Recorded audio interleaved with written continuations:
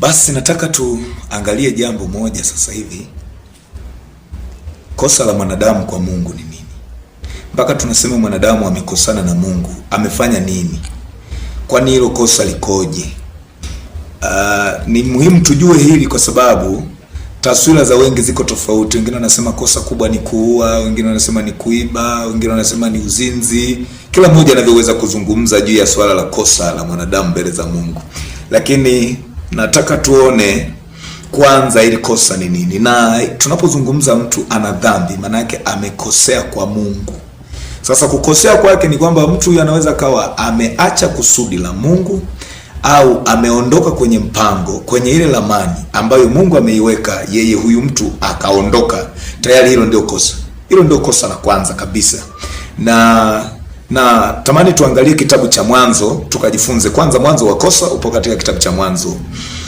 Kwani ilikuwaje? Lakini kabla hatujaangalia hilo kosa likoje, ni lazima tujue kwani Mungu aliweka mpango gani au alichora ramani gani mwanaka aishije huyu mwanadamu. Mpango wa Mungu ilikuwa ni kumuumba mwanadamu aje atawale viumbe vyote duniani, aendeleze utawala wake. Sasa wakati anataka utawala wake duniani uendelee katika hali ya kimwili kwa vitu vinavyoonekana, akaona amuumbe mwanadamu. Tunalisoma hili katika kitabu cha Mwanzo, ile sura ya kwanza na ule mstari wa 26. Tunaona neno la Mungu linasema hivi: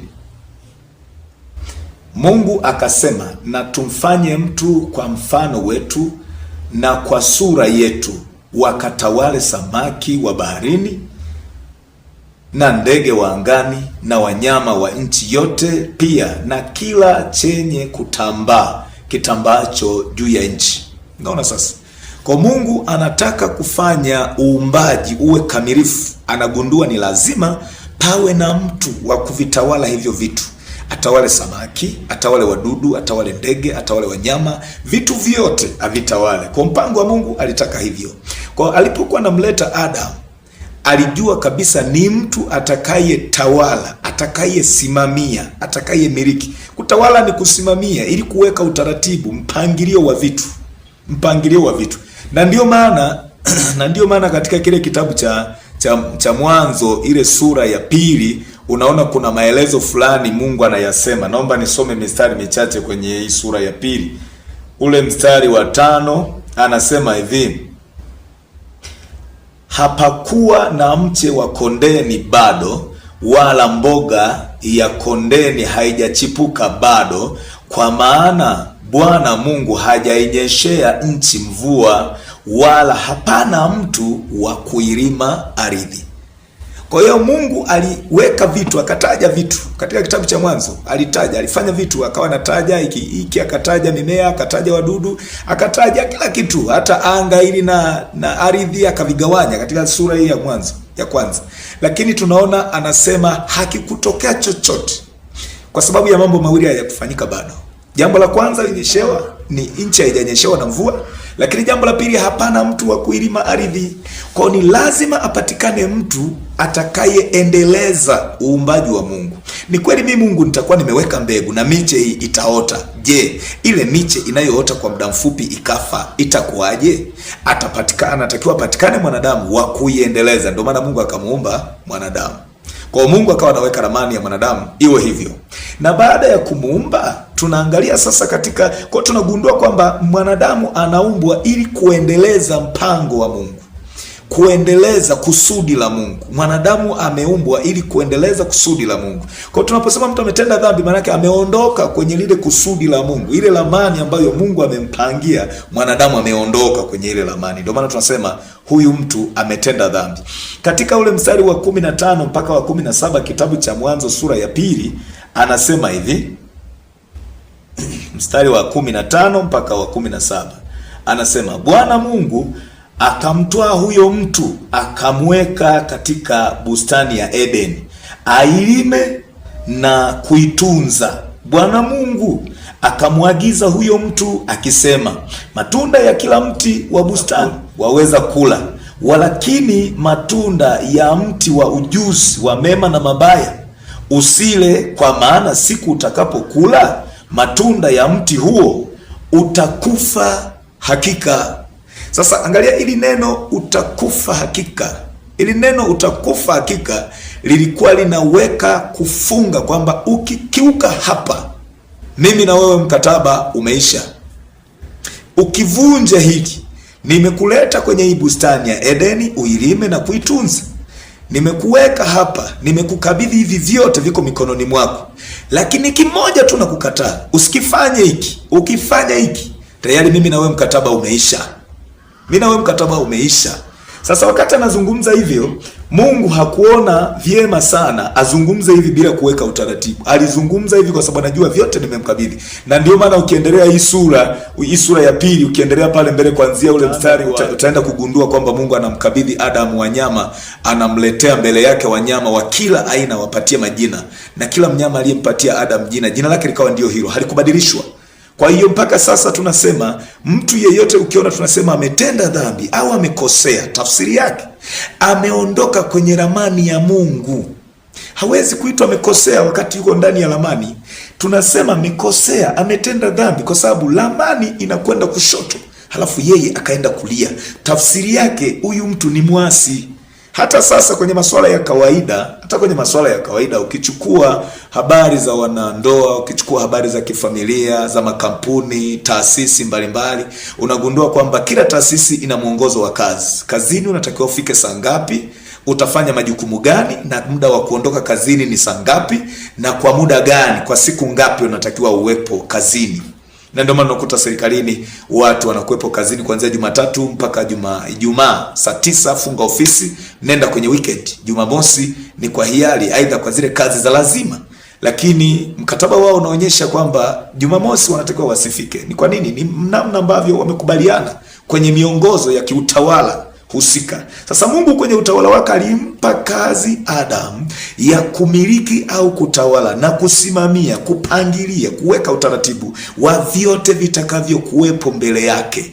Mungu akamkabidhi vyote, na akamkabidhi ardhi, akamkabidhi mimea, akamkabidhi wanyama, akamkabidhi wadudu, vyote vikawa miliki yake. Na mpaka sasa ndivyo ilivyo. Mwanadamu yeyote ana haki ya kumiliki, ana haki ya kutawala vitu, kwa sababu Mungu aliweka mamlaka juu ya mwanadamu kutawala vyote vilivyopo duniani. Sasa kosa lilikuja wapi? Tunaposema alitoka kwenye mstari mwanadamu, kosa lilikuja pale Eva aliporuhusu kumsikiliza nyoka. Pale ndio chanzo cha matatizo yalipoanzia. Inapaswa kumsikiliza Adam, na Adam anajua wa kumsikiliza ni Mungu, basi nyoka asingesikilizwa. Tendo la kutoa nafasi ya kumpa nafasi shetani ya kusikilizwa lilikuwa ni moja ya kosa kubwa, kwa sababu kwanza hawajuani na shetani ametokea wapi. Yeye amekuja kama nani? Kwa nini aje leo hii aanze kuzungumza hizi habari? Anayajulia wapi haya matunda? Anakuja kutupa leo hii masharti ya kutoka wapi? Utaratibu anaoutoa yeye anatufahamu sisi, anaotupatia utaratibu. Kwa kosa kubwa alilolifanya kuondoka kwenye ramani lilitokana na kwamba alimsikiliza nyoka. Laiti asingemsikiliza, asingeweza kufanya dhambi. Hebu tuone katika kitabu cha Mwanzo ile sura ya 3, tuone ule mstari.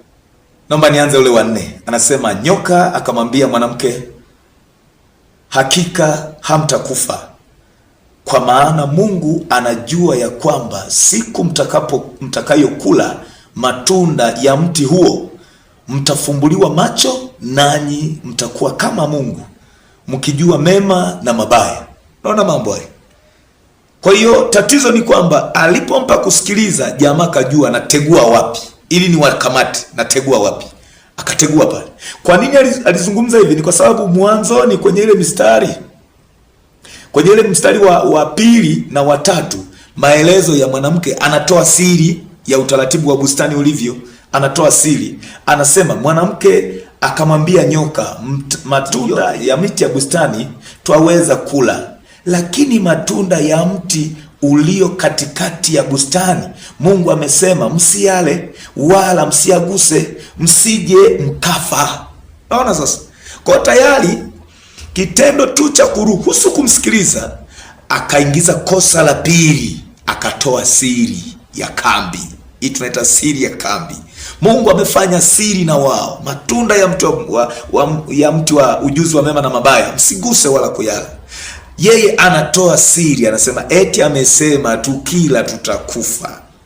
Nyoka ndiye anategwa. Kumbe tatizo lenu ni hili, na sifa yake ameiweka hapa. Kiunganishi kati yenu na Mungu kiko hapa. Sasa mimi ndo nakuja kutegua hapo. Ndio maana akamwambia hakuna, ila Mungu alijua siku mtakapokula mtafumbuliwa macho, mtakuwa mnaelewa mema na mabaya, mtakuwa kama yeye. Kwani kabla ya hapo Mungu maneno yake ya mwanzo anasemaje? Tumeona katika ile sura ya kwanza 26. Anasema Mungu akasema na tumfanye mtu kwa mfano na sura yetu. Kwa hiyo Adam na Eva walikuwa kwa mfano na sura ya Mungu. Kwa nini sasa hapa anaanza kusema mtafumbuliwa macho na mtakuwa kama yeye? Huu ni uongo, na ndio maana mpaka sasa mtu yeyote anayeishi kwa uongo tunasema huyu ni pando la shetani, ni roho ya shetani. Sasa basi, kosa la mwanadamu ni kuondoka kwenye kusudi la Mungu. Yeye alipewa mipaka, matunda yote utakula, lakini huu mmoja usiguse. Mpaka leo binadamu amepewa matunda yote, anaweza kula, anaweza kufanya biashara, anaweza kulima, anaweza kuwa mfugaji, anaweza kusoma, anaweza kufanyaje, vyovyote vile anaweza kufanya, lakini angalie asiliache neno la Mungu. Ni lazima amwabudu Mungu.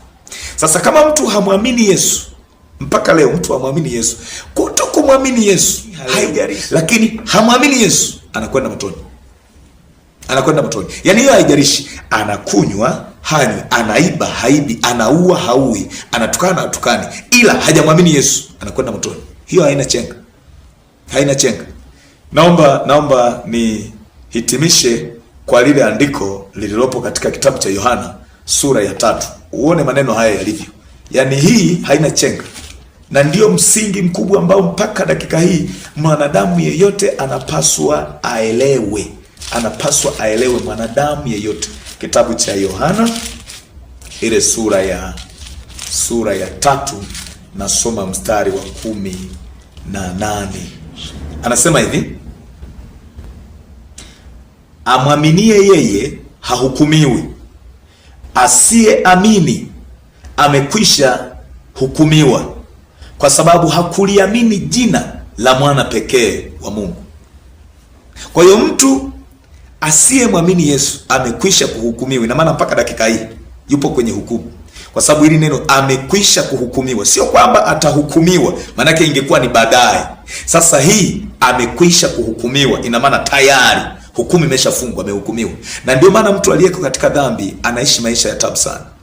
Kila atakachokifikiria mara nyingi lazima afikirie, hivi ninavyofikiri kwa Mungu na kubalika? Hata angejibalaguza, mimi ninamwamini sana Mungu, lakini akikumbuka tu kwamba mimi nimemkataa, sijampokea awe Bwana na Mwokozi wa maisha yangu, akikumbuka mimi ni mzinzi, akikumbuka mimi ni mwizi, akikumbuka mimi ni mlevi, lazima asikie tabu kulitaja jina la Mungu, na huku yeye hamwabudu Mungu, hamwamini Mungu. Tafsiri yake ye mwenyewe anajipa hukumu, maana kila amwaminie hahukumiwi, bali asiyeamini amekwisha kuhukumiwa, kwa sababu hakuliamini jina la mwana pekee wa Mungu. Haya maneno yako wazi, hayahitaji kusema nimefunuliwa, sijui nimeota ndoto, sijui namsubiri malaika. Yako wazi. Yaani mtu yeyote hata asiyejua kutafsiri Biblia akiyasoma haya maneno kama yalivyoandikwa ataelewa. Ataelewa. Naomba niarudie, ataelewa. Amwaminie yeye hahukumiwi, asiyeamini amekwisha kuhukumiwa, kwa sababu hakuliamini jina la mwana pekee wa Mungu. Mstari wa 19. Na hii ndiyo hukumu, watu kupenda giza kuliko nuru. Nuru imekuja ulimwenguni na watu wakapenda giza kuliko nuru. Hii ndiyo hukumu. Sasa watu wanapopenda matendo ya giza, wasipende ya nuruni, lazima hii iwe ndio hukumu. Ndio maana ya mstari wa 19, kwa sababu ili la juu linaonyesha mtu asiyemwamini Yesu. Tafsiri yake kwenye mstari wa 19 ni kwamba huyu mtu yeye anapenda giza, hapendi nuru. Ndio huyu asiyemwamini Yesu. Kwa hiyo mtu hata kama anasema Yesu wangu, anasema Mungu wangu, ninampenda Mungu, nampenda Yesu, lakini anatenda maovu, manake anapenda giza. Anayetenda mema anapenda nuru. Sasa huyu anayependa mabaya, anatenda mabaya, yuko gizani, ndio huyu aliyekwisha kuhukumiwa. Kwa hiyo mpaka sasa anakuwa amehukumiwa, na ndio kosa ambalo wanadamu wanaishi nalo mpaka sasa. Mpango wa Mungu wa kumleta Yesu Kristo duniani ulikuwa kila amwaminie asipotee, kila amwaminie asipotee. Sasa watu wanasahau, badala ya kumwamini Yesu wanaamini miujiza, badala ya kumwamini Yesu wanaamini dhehebu, badala ya kumwamini Yesu wanaamini fedha, badala ya kumwamini Yesu, yani wanaamini vitu vya ajabu ajabu, hawamwamini Yesu. Lakini mpango ilikuwa ni kumwamini Yesu, na ndio maana ya ule mstari wa 16 anasema, kwa maana jinsi hii Mungu aliupenda ulimwengu hata akamtoa mwanae pekee, ili kila mtu amwaminie asipotee, bali awe na uzima wa milele. Kwa hiyo mtu asiyemwamini Yesu, hata angekuwa anaomba sana, hata angekuwa anafanya miujiza mingi, hata angekuwa na mambo ya ajabu, anakwenda motoni vizuri tu, kwa sababu yeye yuko nje na kusudi aaminiwe Yesu. Aaminiwe Yesu peke yake, wala kusiwe na kingine. Usiamini kitu kingine chochote. Unaposikiliza injili, cha kwanza wewe unajua ina makusudi ya kukuleta wewe kwa Mungu kwa njia ya Yesu Kristo. Na ndiyo maana tunasema muamini Yesu Kristo. Tunapotangaza injili, tunaposoma neno la Mungu, tunahubiri, hatuelekezi kwingine kokote, tunaelekeza kumwamini Yesu awe Bwana na Mwokozi wa maisha yako. Ninaamini nimezungumza na mtu sahihi, maneno sahihi, kwa wakati sahihi. Kwa hiyo ninaamini kwamba wewe utakuwa miongoni mwa watu watakaopokea na kuelewa maana ya neno la Mungu na kuliishi. Mungu akubariki sana.